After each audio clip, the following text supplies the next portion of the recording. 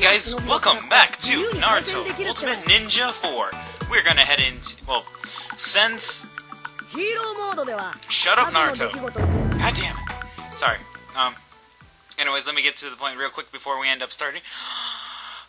Previously, in Naruto Ultimate... fuck it. We start with the original storyline 20 years ago! Oh, well, it's the Japanese version, of course.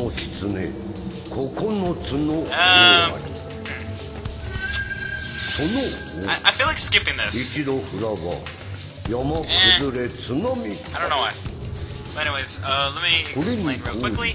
I am finishing up my Naruto Ultimate Ninja Let's Play by doing Hero Mode. Hero Mode is just basically a reenactment of the entire first season. But you'll at least, it'll tell the story as well as have certain characteristics that you wouldn't be able to see in the anime and or manga. Like, as you see in the picture right now, is a picture of the 4th Hokage, aka Naruto's daddy. And now it goes into the main storyline. Well, it starts up with the 3rd Hokage since he was the one narrating. But, since I have it in the Japanese voice actors, this is the voice actor for the 3rd Hokage, who sounds strong and bold in his tone. So I really respect the 3rd Hokage. It just makes me really sad that he easily gets killed off, but he sacrifices his life for Konoha, because this is his will. Introducing the main character, of course, as it's used by the same voice. I don't know, because I would have to research that this is the same voice actor that's used for the 2nd season, but they deepen the tone to make it sound like it's more mature, while the younger one has a more lighter mood into his tone. Because if you watch it, like the anime, oh, also he's talking about, you know, Naruto, blah blah blah, pimple, pupil. Yes, but I gotta stretch my back. But yeah, I just wanted to finish off this series because I did say way back in my Naruto Ultimate Ninja Master Mode that I would finish off this story. I would finish off Hero Mode. Once I finish that, I would basically be done with Naruto Ultimate Ninja, and then we'll start with another anime game. Basically, these are... Anime games will be something of a sensation. I mean, will be something basic that will be on this series. I mean, basically on this channel for a long time. There will be Naruto, Bleach, probably some One Piece if we're lucky. And if I can find any more anime video games, then I would easily put it up here on this channel because, of course, I am a anime video game fan, of course. Yes. And, well, yeah.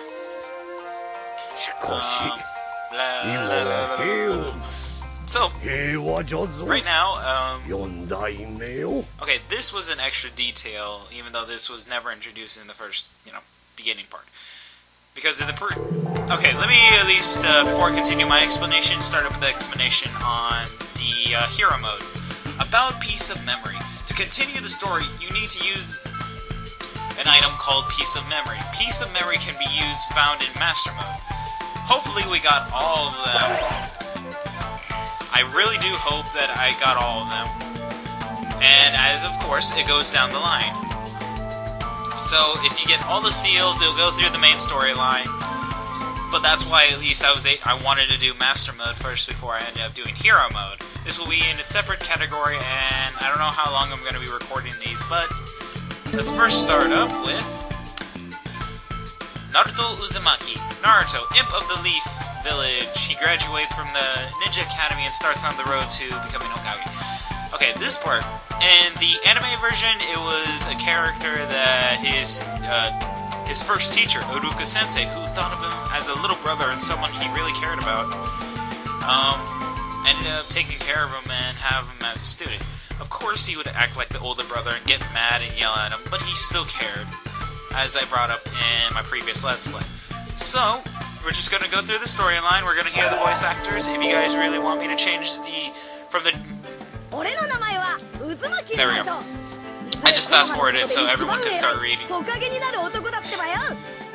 Basically, This is the best, like, it's all translated, for, like, because you know why it takes so long for the Japanese to go into English dub?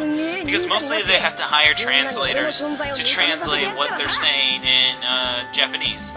For this, Naruto Ultimate Ninja 4, they were given something really nice, and that was to allow them to have the Japanese voice actors, because around the GameCube era, if you guys are really, listening to it, I'm sorry, it's just I want to explain that something special as Naruto Ultimate Ninja 4 had a special place in my heart because they ended up allowing the Japanese voices, while in some other anime-related video games or some particular games, they were like, nope, we're only wanting English dub. And I just felt like, man, I mean, I don't want to at least get an emulator for it. I don't want to, pirate it. I don't want to just steal it. And I just thought, this is the one thing I'm really happy about, that they have, they ended up keeping the old voices for Naruto Ultimate Ninja 4. Even though this would be the last, this was the last of the PlayStation 2 Ultimate Ninjas. Then they started introducing Ultimate Ninja Storm, where in this category it was completely separate. There was supposed to be a fifth one after Ultimate Ninja 4, and it was annoying as hell that they kind of... Okay, meeting of Squad 7. This is basically the introduction of Naruto and his team meeting their sensei, Kakashi Sensei. And of course, Naruto in orange, Sakura in pink, and Sasuke in a dark blue. Emo as always. Sasuke emo as always, Naruto annoying as always, and Sakura obsessive as always. Anyways, that is the Three Stooges for you. God. So anyways, yeah, so with my explanation. Okay. I'll, be slightly quiet sometimes, but I do want to at least explain over Naruto talking, because you guys can at least read. I really hope that my videos are able to let you read.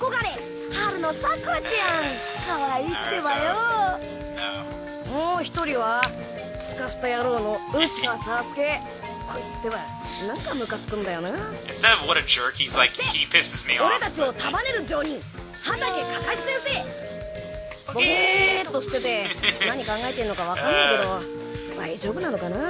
I like the feeling of the Japanese voice actors instead of some of the American voice actors, because they have really a lot of feeling to what they say. So if you listen to the voices, even in this game, you can feel their emotions towards the tone that they use, what they say, what they do. Instead of how sometimes if you watch an anime and they're like, I will defeat you, Bankai! No.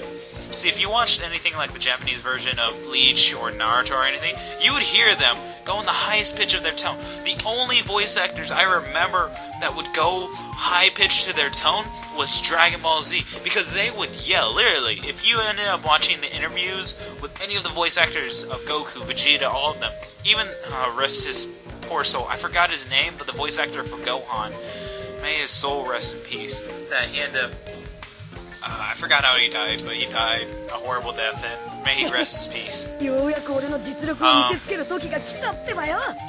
I don't know, I have more a love of the Japanese voice acting instead of the English voice acting. Of course, okay, this is the part where we start up. You see these little square areas right here, right? These areas are the introduction of the actual battles that you'll face. The normal little seals, you're not going to be able to... you don't do anything but hear dialogue. So basically, you can skip over that. I'm going to probably end up skipping over it as well. But at least I want to tell you ahead of time that these little squares, once you see them that look like a picture, these are when you're going to actually fight something or someone. So, we're going to end up gonna fight Kakashi. So, let us start it. But anyways, as I was saying beforehand, before I stopped, was that there was going to be a fifth game where it introduced a collaboration between the character and support, so that they would be able to combine their techniques. Combine and use strategy with the techniques instead of how they do with Ultimate Ninja usually. They ended up later introducing it to the PSP version of, I think, what was it called? I forgot the name of the PSP game version of the Naruto Ultimate Ninja, but if you guys did play it, there was later, I think around the Akatsuki saga of one of the PSP versions, where it introduced a type of multiplayer. I don't know really, because I only looked at it off of the box itself. I never really played it, because I do have a PSP, but it sucks. And I haven't been actually interested in purchasing any PSP games. But I do still love Naruto. I still love it. It's just that I would rather love the Japanese voice actors just with all my heart more than the English dub, because they have, you could say, faulties, and I'm not going to really trash talk them, because I do like a lot of voice actors around that are English dub, because they work hard for what they do. Even the voice actor for Goku, he has his voice appear in a couple of different animes. I just cannot recall at the moment, because since I am just going in depth of everything, it's just, yeah. Anyways, to the original thing I was actually going to talk about. Sorry, I'm actually just trying to talk while doing this at the same time. This, I mean, there was supposed to be a sequel after this game, Naruto Ultimate Ninja 4, and of course, as I said before, introduction PSP, they ended up never bringing it into America. They kind of stopped close to Australia. Well, I mean, they had it from Japan, the European, I think the British had it as well as the Australians, but I cannot say yes or no. Anyone that ended up getting the game from a different country, can you guys tell me if you know when or where it stopped? Because I would actually like to know, because if I would ever be able to get the or find it on eBay or something to purchase the next copy, I would actually be willing enough to play the game if it would be possible to play on a normal PlayStation. If it has to be an international PlayStation, then I would have to at least hold off on recording the next one, because then it would take a lot more time to at least purchase the PlayStation, the imported PlayStation 2, as well as the game with it. Oh, sorry. 27 graduates, only 9 will actually escape. I mean, escape. No.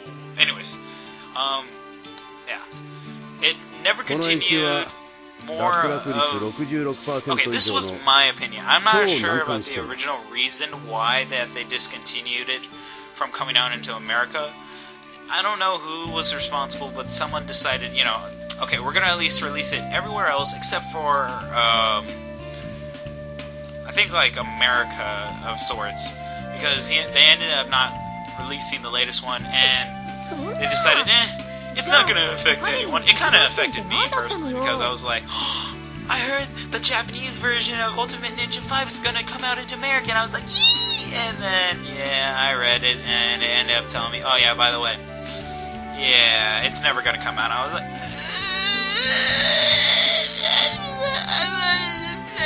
because you got to play as Shippuden Sasuke, Shippuden and they had an introduction of a new set of, system. Well, I mean, it had the same fighting mechanics, but they added in something extra, where it was a support summon. It was kind of like something that they did with Ultimate Ninja Storm, but instead